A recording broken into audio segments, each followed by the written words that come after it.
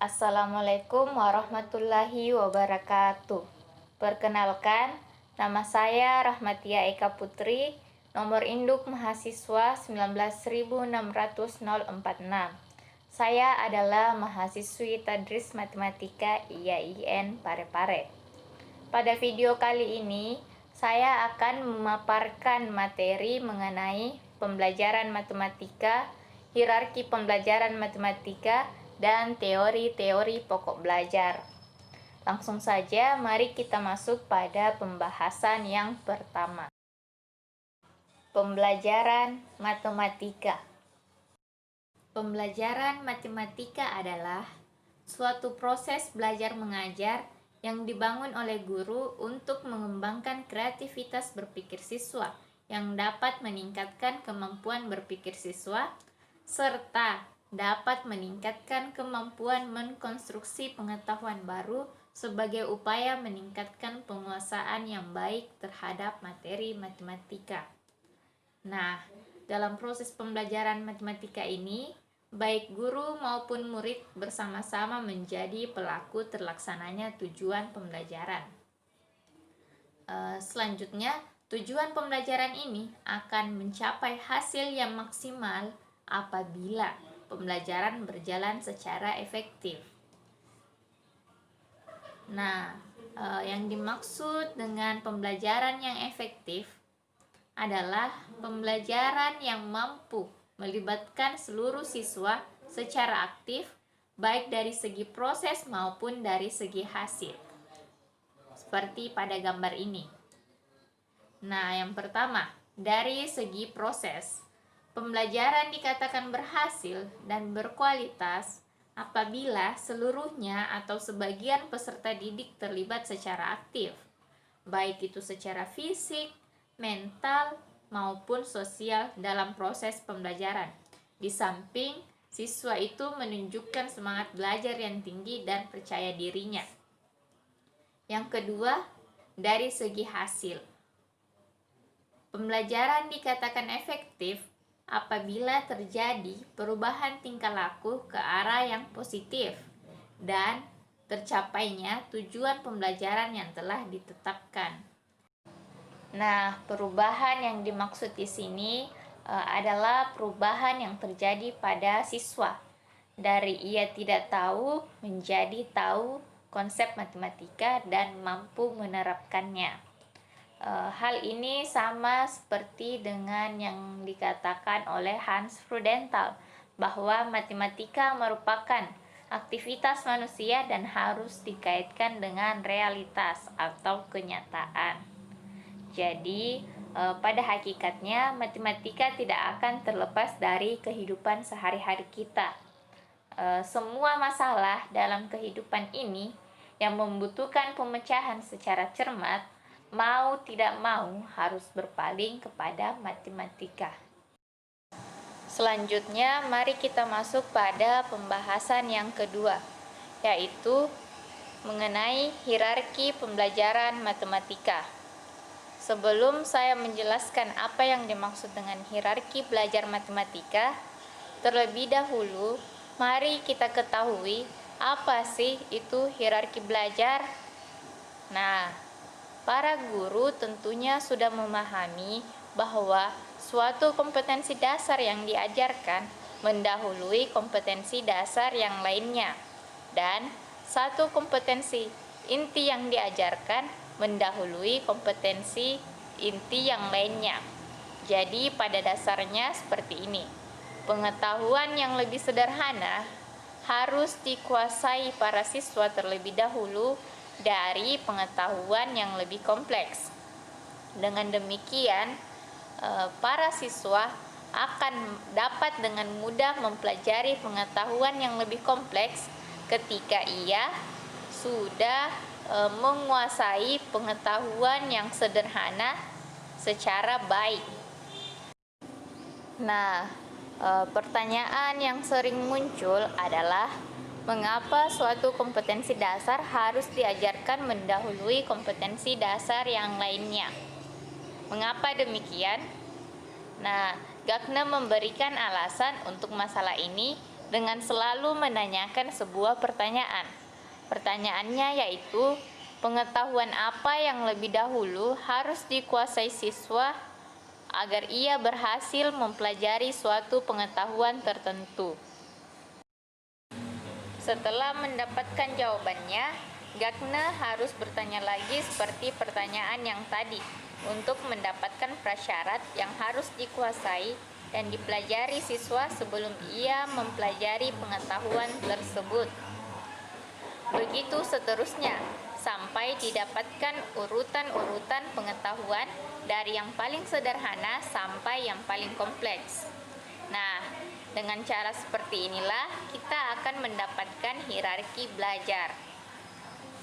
Nah, hierarki belajar menurut Gagne harus disusun dari atas ke bawah atau top down. Nah, sedangkan untuk hierarki pembelajaran matematika dapat kita ketahui dengan melihat bahwa sebelum mempelajari perkalian, siswa harus memahami konsep penjumlahan terlebih dahulu dan tentunya harus mampu mengenal konsep bilangan mulai dari yang paling konkret hingga abstrak.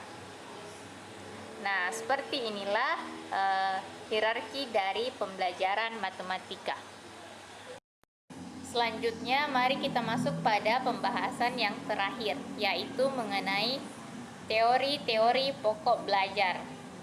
Nah, teori-teori pokok belajar ini sangatlah penting untuk diketahui oleh para guru. Alasannya yang pertama yaitu karena teori belajar ini akan membantu guru dalam membelajarkan siswa. Yang kedua yaitu guru akan mengetahui apa yang harus dilakukan sehingga siswa dapat belajar secara optimal. Tetapi dalam mengaplikasikan teori belajar ini, sebaiknya guru tidak berfokus pada satu atau dua teori saja, melainkan guru harus menyesuaikan kondisi faktual, keberagaman, tingkat perkembangan, dan tujuan belajar. Nah, teori-teori belajar yang akan saya bahas di video ini ada 3. Di antaranya yaitu yang pertama, teori belajar relativisme.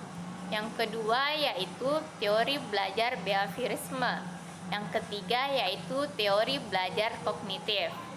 Nah, mari kita bahas satu persatu teori-teori pokok belajar ini. Yang pertama yaitu teori belajar nativisme. Nativisme berasal dari kata dasar native yang artinya alamiah atau bawaan dari lahir. Nah, pelopor utama dari teori belajar nativisme ini adalah Noam Chomsky pada awal tahun 1960. Menurut Chomsky, anak lahir sudah dibekali dengan seperangkat alat yang disebut language acquisition device yang memungkinkannya untuk dapat memperoleh pengetahuan atau bahasa. Alat ini memungkinkan seseorang untuk mengamati secara sistematis bahasa di sekitarnya, apapun alasannya, sehingga ia dapat membangun dan mencamkan dalam hati sistem bahasa tersebut. Nah, language acquisition device ini dianggap sebagai suatu bagian fisiologi dari otak yang dikhususkan untuk memproses bahasa. Dan hanya manusia memiliki alat ini sehingga hanya manusialah yang mampu berbahasa.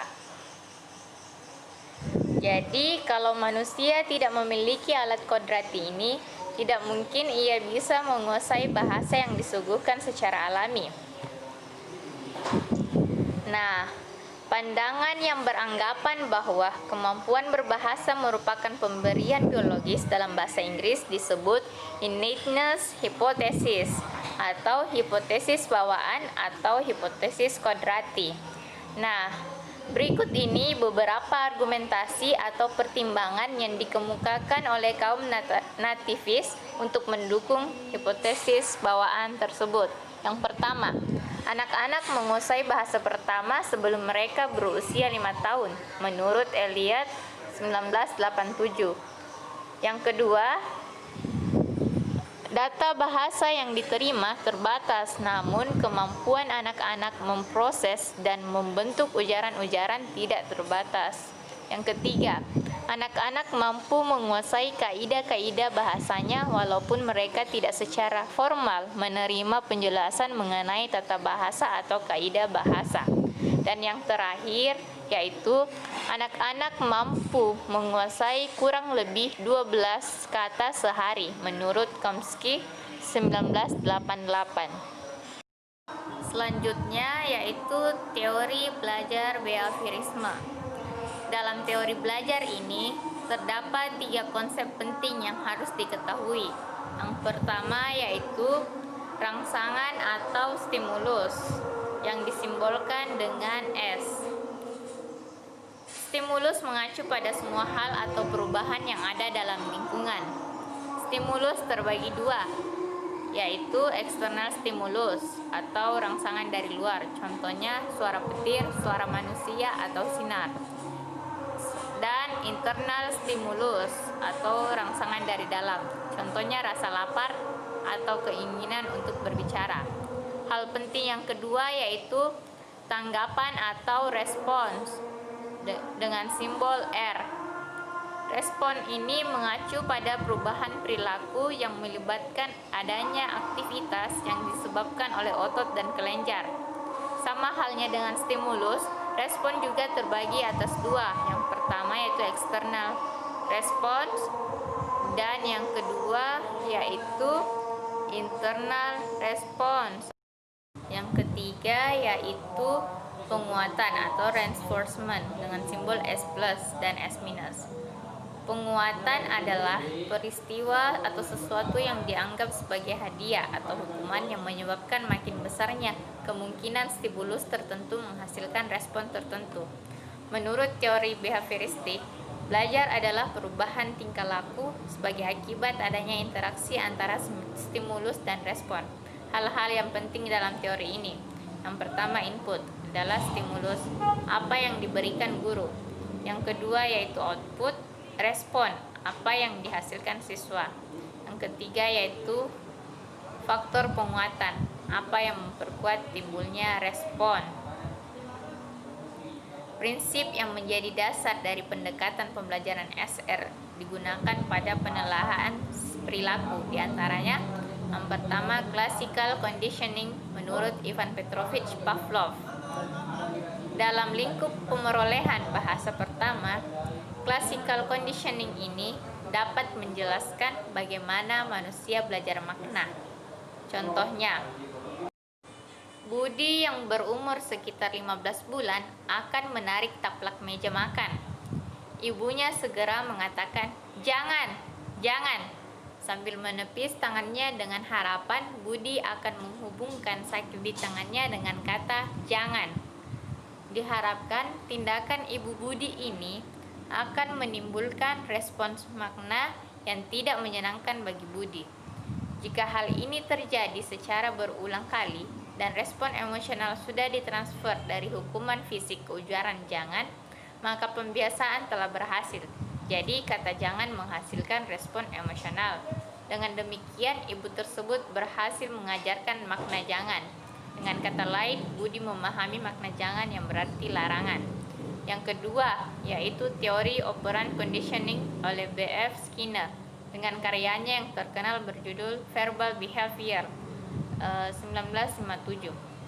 Dalam lingkup pembelajaran bahasa, pembelajaran perilaku bahasa yang efektif terdiri atas pemberian respon yang tepat terhadap rangsangan yang ada, dan hubungan antara rangsangan dan tanggapan menjadi kebiasaan karena adanya penguatan atau reinforcement. Contohnya, jika Budi mengatakan "num" dan diberi air minum, maka dia akan menggunakan kata "num" lagi bila ia ingin minum. Sebaliknya, bila ia misalnya mengatakan "tak" tanpa diiringi penguatan dari ibunya atau orang di sekitarnya, maka ia cenderung untuk tidak mengucapkan kata tersebut untuk meminta air minum. Selanjutnya kita masuk pada teori belajar kognitif. Jean Piaget adalah pelopor utama teori belajar kognitif. Piaget beranggapan bahwa perubahan antar atau perkembangan pada anak tergantung pada keterlibatannya secara aktif dengan lingkungannya.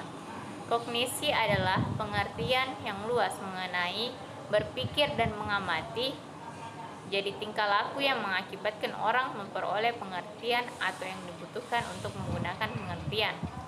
Teori ini mengatakan bahwa belajar merupakan internal yang mencangkup ingatan, pengolahan informasi, emosi, dan aktivitas yang lainnya yang melibatkan proses berpikir yang sangat kompleks.